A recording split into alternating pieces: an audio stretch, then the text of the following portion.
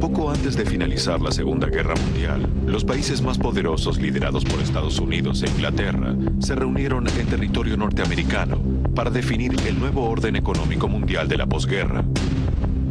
En esa reunión se crearon dos instituciones, el Banco Mundial y el Fondo Monetario Internacional, cuyos objetivos eran la prosperidad económica del mundo, el aumento de la producción y la generación de empleo.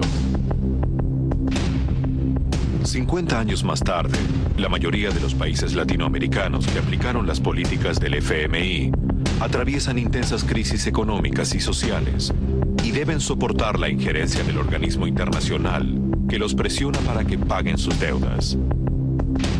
¿Por qué las naciones de América Latina tan ricas en recursos han llegado a esta situación? ¿Acaso solo han sido víctimas de administradores corruptos y gobiernos ineficientes? ¿O existe un plan diseñado desde los centros financieros de poder para someter a todo un continente, utilizando al Fondo Monetario Internacional como la herramienta ideal para llevar a cabo este objetivo?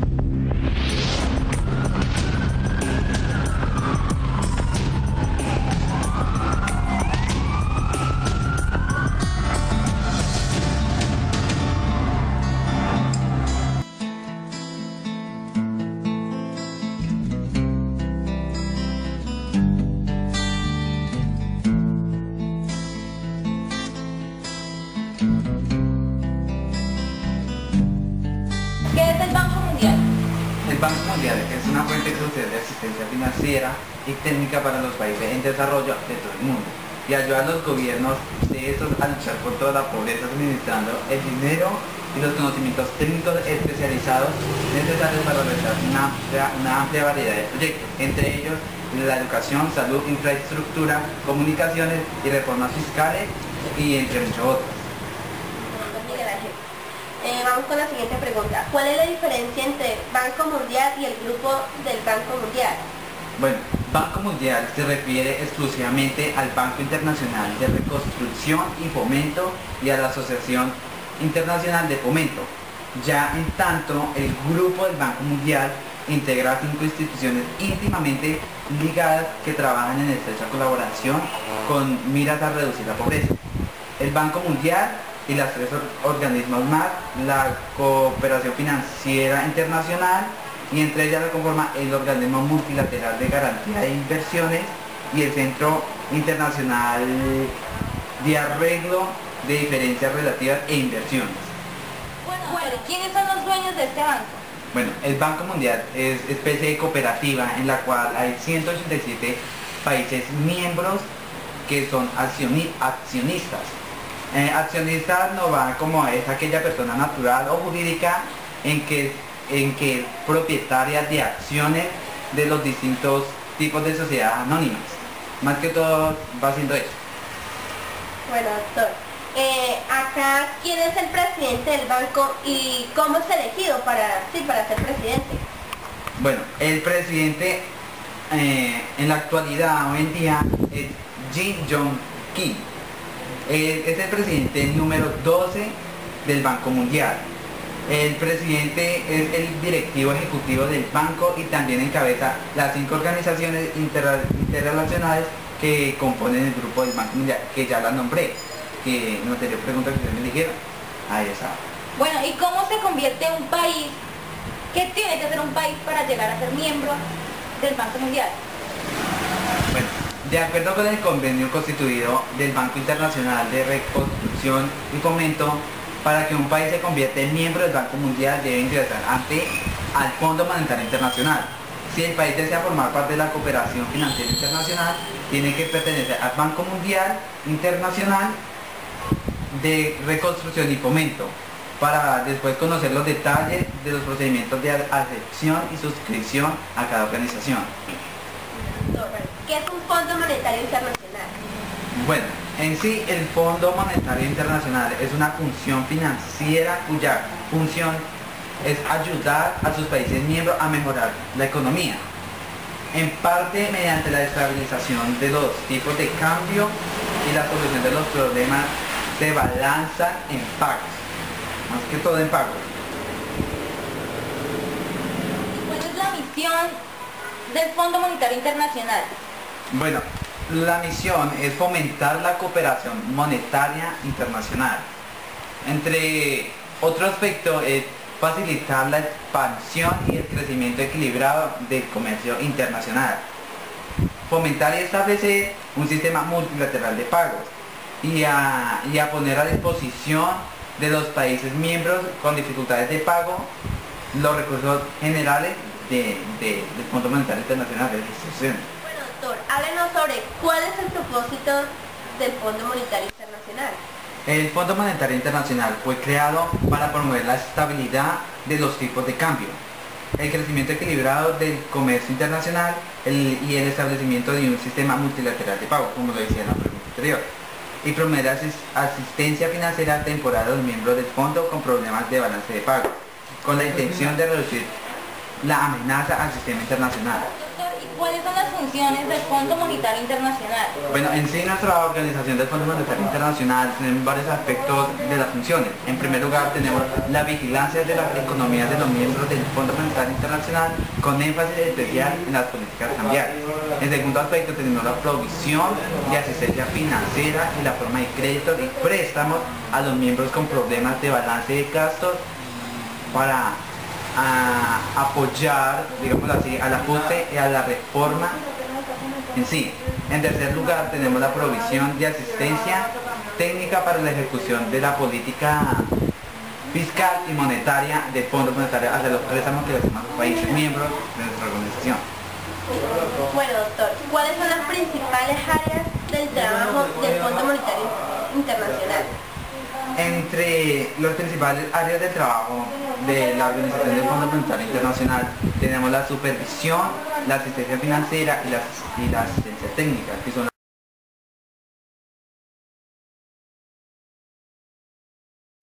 La deuda externa ecuatoriana nació con el boom petrolero, y es que este es el mecanismo para someter y perpetuar la pobreza en naciones subdesarrolladas, cuando en ella hay certeza de importantes recursos naturales. John Perkins, ex sicario económico de las corporaciones occidentales, explicó detalladamente el modus operandi de este crimen contra la humanidad.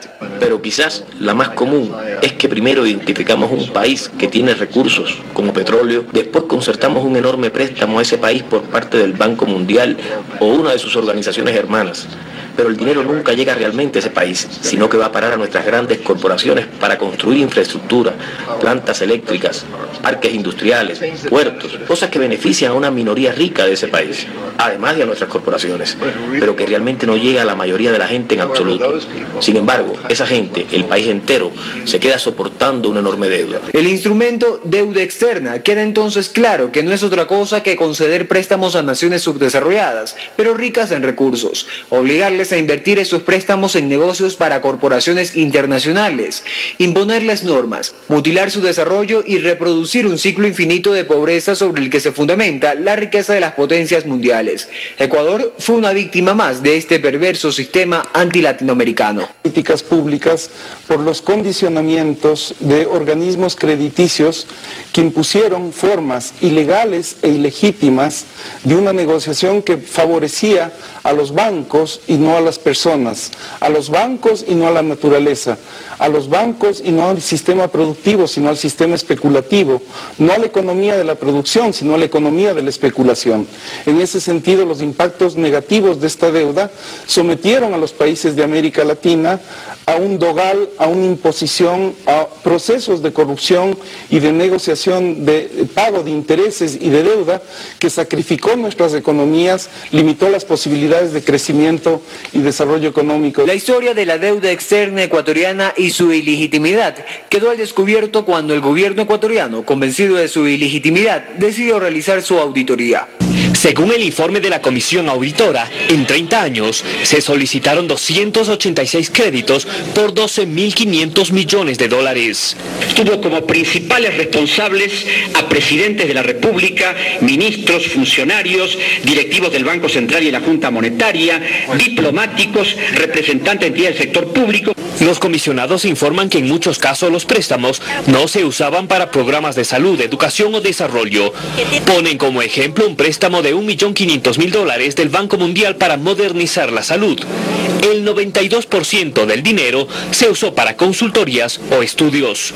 Ha sido un mecanismo de los bancos internacionales para saquear los recursos del país. La deuda externa era usada además para obligar al país a tomar medidas que garantizaran su pago, privatizaciones, subida de precios de combustibles, castigo a la inversión social. Controlaron que el Ecuador incrementara sus deudas mediante la permanente refinanciación de las obligaciones en las que ellos participaban. La decisión del gobierno de no pagar la deuda ilegítima y renegociarla es uno de los elementos fundamentales que en estos años ha permitido el crecimiento de la inversión social con la consiguiente disminución de la pobreza. Significó la posibilidad de que en solo un año el Ecuador recupere aproximadamente el 21% de lo que asignaba al pago de deuda y de intereses de esa deuda para inversiones sociales. Ecuador marcó un hito cuando se negó a pagar la deuda ilegítima y direccionó sus políticas económicas a un crecimiento sostenido al desarrollo. Soberanía, su independencia, nadie debe temer de buscar la verdad y ojalá que haya justicia en este mundo. Pero en esta lucha mucho más eficiente, podemos lograr muchísimo más estando unidos. Entonces, solicitamos comedidamente el respaldo del ALBA y ojalá más tarde de toda América Latina para esta batalla que ha decidido dar Ecuador en función de la verdad, en función de nuestros países, en función de nuestra responsabilidad histórica de no tener que sacrificar vidas, personas, en función de una deuda que se ha demostrado hasta la saciedad que es absolutamente ilegal y absolutamente ilegítima.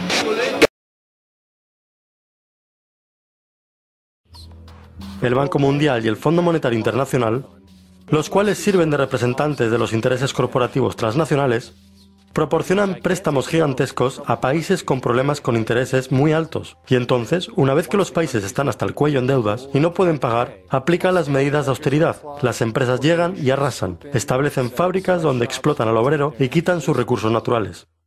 Eso sí que es eficacia de mercado.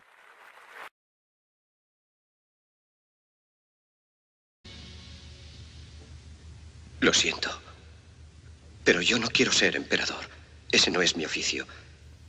No quiero gobernar ni conquistar a nadie, sino ayudar a todos si fuera posible, judíos y gentiles, blancos o negros. Tenemos que ayudarnos unos a otros. Los seres humanos somos así. Queremos hacer felices a los demás, no hacerlos desgraciados. No queremos odiar ni despreciar a nadie. En este mundo hay sitio para todos. La buena tierra es rica y puede alimentar a todos los seres. El camino de la vida puede ser libre y hermoso, pero lo hemos perdido. La codicia ha envenenado las almas. Ha levantado barreras de odio. Nos ha empujado hacia la miseria y las matanzas. Hemos progresado muy deprisa, pero nos hemos encarcelado nosotros. El maquinismo que crea abundancia nos deja en la necesidad. Nuestro conocimiento nos ha hecho cínicos, nuestra inteligencia duros y secos. Pensamos demasiado y sentimos muy poco. Más que máquinas, necesitamos humanidad. Más que inteligencia, tener bondad y dulzura. Sin estas cualidades, la vida será violenta. Se perderá todo. Los aviones y la radio nos hacen sentirnos más cercanos. La verdadera naturaleza de estos inventos exige bondad humana. Exige la hermandad universal que nos una a todos nosotros.